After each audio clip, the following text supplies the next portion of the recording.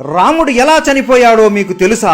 రామనవమి ఎందుకు జరుపుకుంటారో ప్రతి ఒక్కరికి తెలుసు. కానీ రాముడు ఎలా ఈ లోకాన్ని వదిలి వెళ్లిపోయాడో చాలా మందికి తెలియకపోవచ్చు. లక్ష్మణుడు ఎలా చనిపోయాడు? హనుమాన్ని మోసం చేసి రాముడు ఈ లోకాన్ని ఎందుకు వదిలిపెట్టి వెళ్లిపోయాడు? హనుమాన్ ఇప్పుడు ఎక్కడ ఉన్నాడు? ఇవన్నీ ఈ రోజు వీడియోలో తెలుసుకుందాం. ఈ వీడియో ప్రతి ఒక్క రామ భక్తుడు మరియు హనుమంతుడు భక్తుడు చూడాలి. వీడియో చివరి వరకు మిస్ అవ్వకుండా చూడండి. రాముడు రావణుడిని చంపివేశాడు. ఇక త్రేతాయుగం ముగిసే సమయం వచ్చింది. రాముడు అవతారం చాలించాల్సిన సమయం రావడంతో శివుడు బ్రహ్మదేవుడు ఇద్దరు యమధర్మరాజుని నీవు రాముడి దగ్గరికి వెళ్లాల్సిన సమయం వచ్చింది అని చెబుతారు. కానీ యమధర్మరాజు ఎంత ప్రయత్నించినా రాముడి దగ్గరికి కాదు కదా, కనీసం రాజ్యం దగ్గరికి కూడా రాలేడు. ఎందుకంటే సాక్షాత్తు ఆ మహాదేవుడి రూపం అయిన హనుమంతుడు ఎల్లప్పుడూ రాముడి పక్కనే రక్షణగా ఎవ్వరిని దగ్గరికి కూడా రానివ్వకుండా కాపలా కాసున్నాడు. ఒక రోజు రాముడికి శివుడు కలలోకి వచ్చి నీ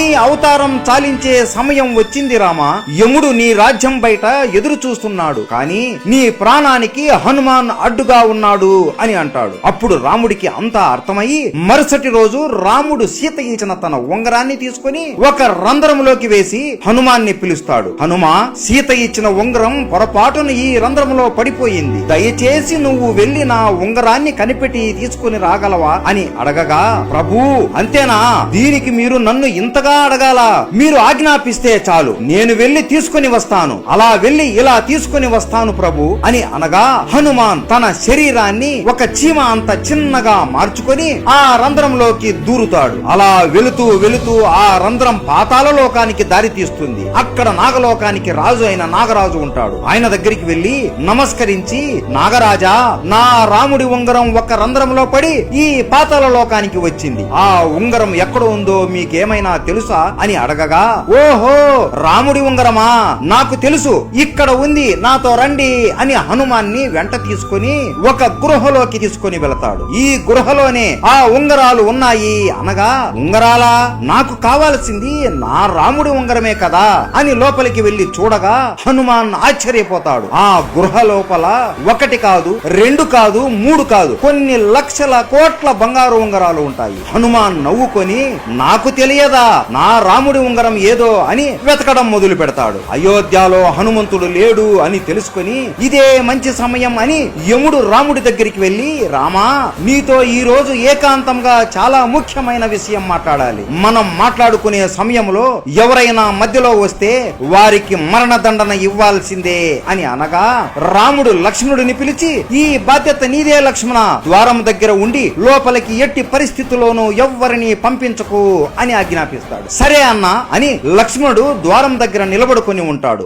లోపల యముడు రాముడితో ఇలా అంటాడు, స్వామి, శివుడు మరియు బ్రహ్మ ఆజ్ఞ వలన నేను ఇక్కడికి వచ్చాను. మీరు ఈ రాముడి అవతారానికి ఉన్న కార్యం ముగిసింది. ఇక మీరు విష్ణు రూపంలోకి మారి వైకుంఠానికి రండి. లక్ష్మీదేవి మీ కోసం ఎదురు చూస్తూ ఉంది అని అనగా రాముడు నవ్వుతూ సరే యమా అని అంటాడు. ఆ సమయంలోనే మహాకోపిష్టి అయిన దుర్వాస మహర్షి రాముడితో మాట్లాడడానికి అక్కడికి వస్తాడు. కానీ లక్ష్మణుడు, స్వామి, ఇక్కడ రాముల వారు ఏకాంతంగా ఉండాలి అనుకుంటున్నారు, మిమ్మల్ని ఇప్పుడు లోపలికి పంపలేను అని అనగా దుర్వాస కోపంతో, నేను ఇంత దూరం నుండి రాముడితో మాట్లాడడానికి వస్తే నన్ను లోపలికి పంపకుండా అడ్డుకుంటావా?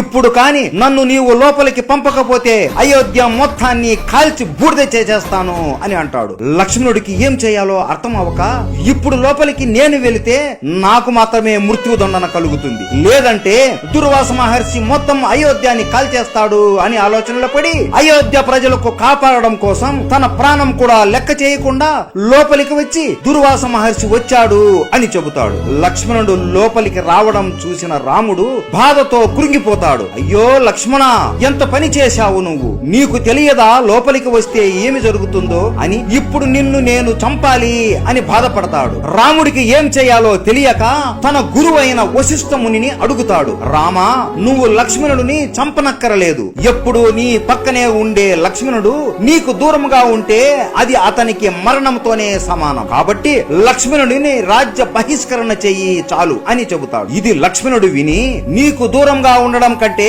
చనిపోవడమే మేలు కదా అన్నా అని సరయూ నదిలో జల సమాధి అయిపోతాడు. ఇది చూసి అతని భార్య ఊర్మిళాదేవి కూడా జల సమాధి అయిపోతుంది. ఈ రెండు మరణాలను ఉంగరాలను చూసి రాముడు బాధతో కురింగిపోతూ నేను కూడా జల సమాధి అయిపోవాలి అని సరియు నది తీరం దగ్గర నిలబడుకుని ఉంటాడు. ఇదే సమయంలో పాతాళ లోకంలో హనుమంతుడు ఏ ఉంగరం చూసినా నా రాముడి ఉంగరం లాగానే ఉంది అని వెతికి వెతికి అలిసిపోయి, ఓ నాగరాజా, ఏ ఉంగరం చూసినా రాముడి ఉంగరం లాగే ఉంది, అసలు ఇన్ని ఉంగరాలు ఇక్కడికి ఎలా వచ్చాయి అని అడుగుతాడు. అప్పుడు నాగరాజు ఇలా వివరిస్తాడు. త్రేతాయుగంలో విష్ణు రూపమైన రాముడు జన్మిస్తాడు. ఎప్పుడైతే ఒక బంగారు ఉంగరం పాతాళ లోకంలో పడుతుందో దాన్ని వెతుకుంటూ ఒక వానరం వస్తుంది. అప్పుడు భూమిపైన రాముడు అస్తమిస్తాడు. దాంతో త్రేతాయుగం అంతమవుతుంది. హనుమ, ఇక్కడ ఇన్ని ఉంగరాలు ఉన్నాయి అంటే ఇన్ని సార్లు రాముడు అస్తమించాడు, అన్ని త్రేతాయుగాలు ముగిశాయి అని అర్థం. జీవితం అంటే ఒక చక్రం హనుమ.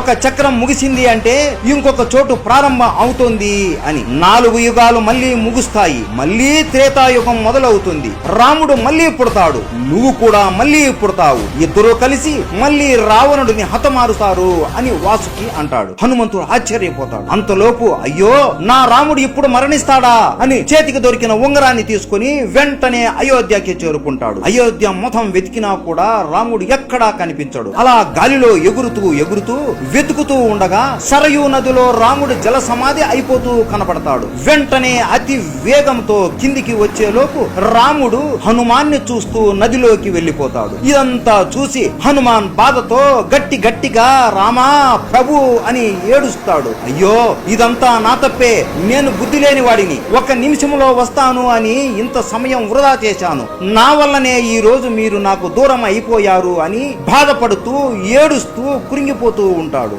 అప్పటికే రాముడు విష్ణు రూపంలోకి మారిపోయి ఉంటాడు. హనుమాన్ బాధని చూసి ప్రత్యక్షమై, హనుమా, ఇందులో నీ తప్పు ఏమీ లేదు, ఇదంతా జరగాల్సిందే, నువ్వు ఎంత చేసినా జరిగిన దానిని మార్చలేవు అని అంటాడు. ప్రభు, నేను కూడా మీతో పాటే మీ దగ్గరికి వస్తాను అని అనగా, లేదు హనుమ, నీలాంటి భక్తుడు ఈ భూమి మీద ఉండి ధర్మరక్షణ చెయ్యాలి, నువ్వు ఎప్పటికీ చిరంజీవిగా ఉండి ప్రజల్ని కాపాడుతూ ఉండు అని అంటాడు. సరే ప్రభు, మీ ఆజ్ఞ అని హనుమాన్ ఆ ఉంగరాన్ని తన వేలికి తొడుగుకొని హిమాలయాలలో రామనామాన్ని జపిస్తూ ఉంటాడు. ఇప్పటికీ కూడా మన హనుమాన్ రామనామాన్ని ఎవరు జపించినా ఆయన అనుగ్రహాన్ని మనకి ఇస్తూ మనల్ని కాపాడుతూ ఉంటాడు. ఇది రాముడు మరియు లక్ష్మణుడి మరణం వెనక ఉన్న కథ.